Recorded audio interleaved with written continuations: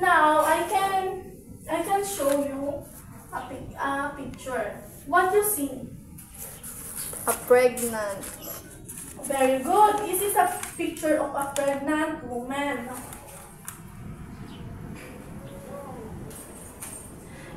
It is ability to give temporary and safe place for the developing human being. Okay. One of the unique characteristics of the female reproductive system is its ability to give temporary and safe place for the developing human being.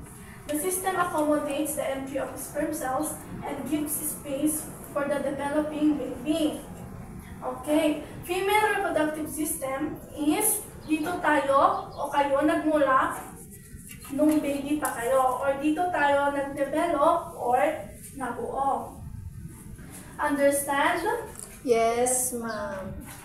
Okay. Importante din ito dahil female reproductive system is very important because it enables the production of eggs and facilitates fertilization.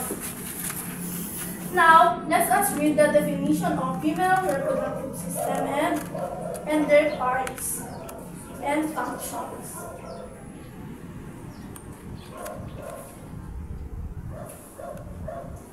The female reproductive system is made up of several organs which includes the ovaries. Ano nga ba ang ovaries?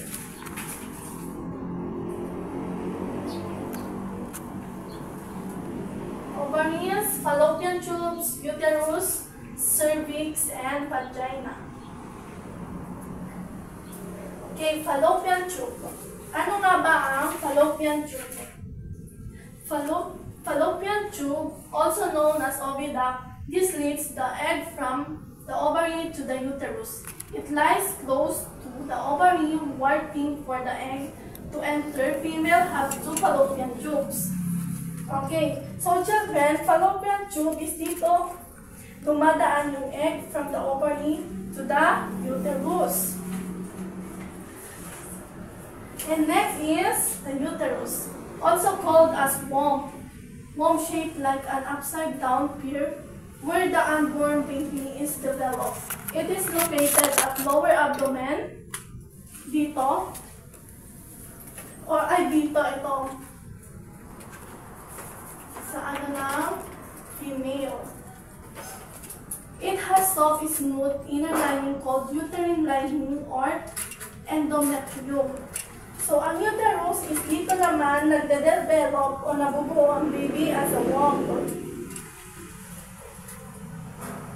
Okay. Naintindihan ba, class? Nakikinig ba kayo? Yes, ma'am. So, ovary produces egg cells and the sex hormones, estrogen and progesterone.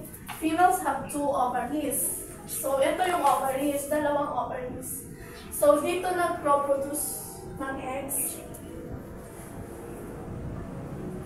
And cervix. Ito naman yung cervix. It is located at the lower part of the uterus. It is a narrow opening between the uterus and vagina, which enlarges to let the passage of a fetus during birth.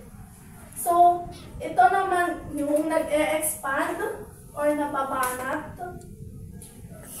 na daanan ng baby kapag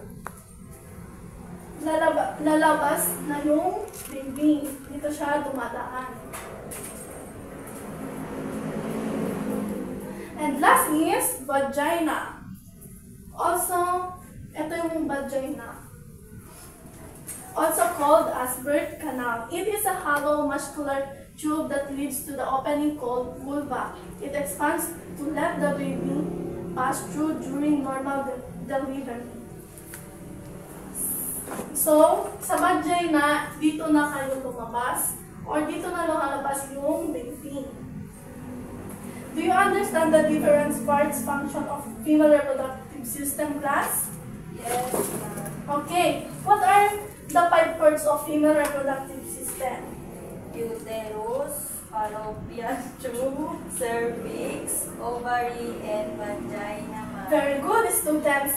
Because you have already understood our lesson, I I think that you are all ready for our activities na inilid sa inyo ni Teacher Kayla.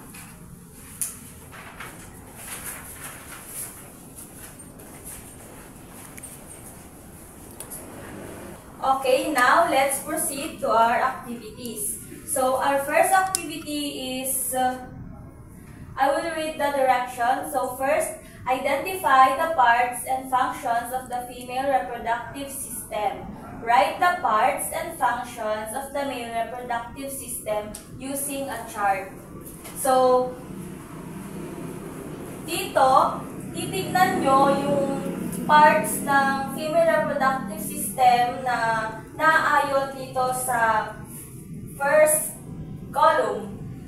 Tapos, sa function niya is ilalagay nyo dito sa kabila. Okay? Miss Gemaline, answer the number 1.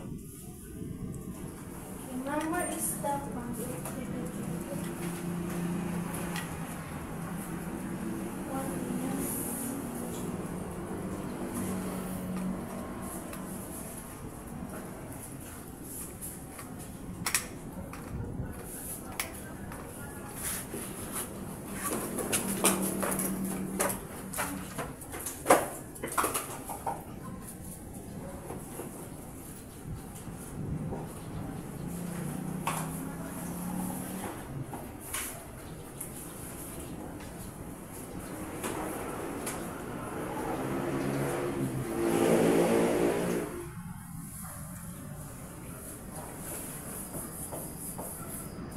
Who wants to answer the number 2? Okay, Rose Ann, come here.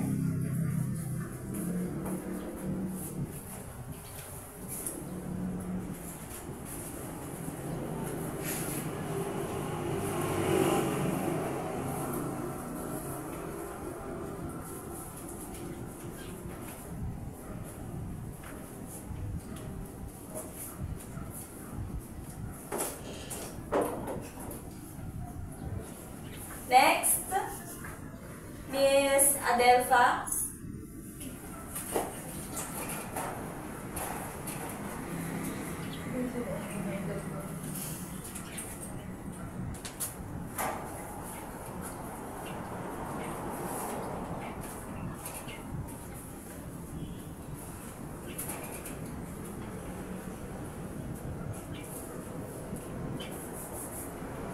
Next, Valerie.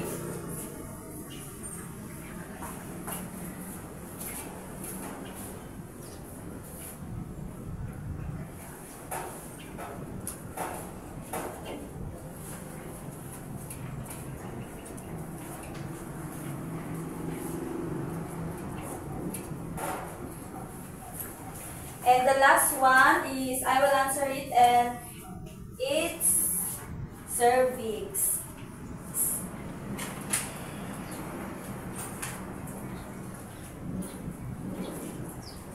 Can we read?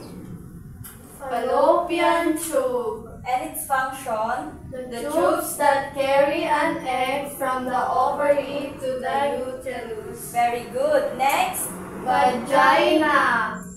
Hollow muscular tube that leads to the opening called vulva. Ovaries. Organs where all the females and calls are stored. Uterus is where the unborn baby is developed. Cervix, narrow opening between the uterus and vagina. very good.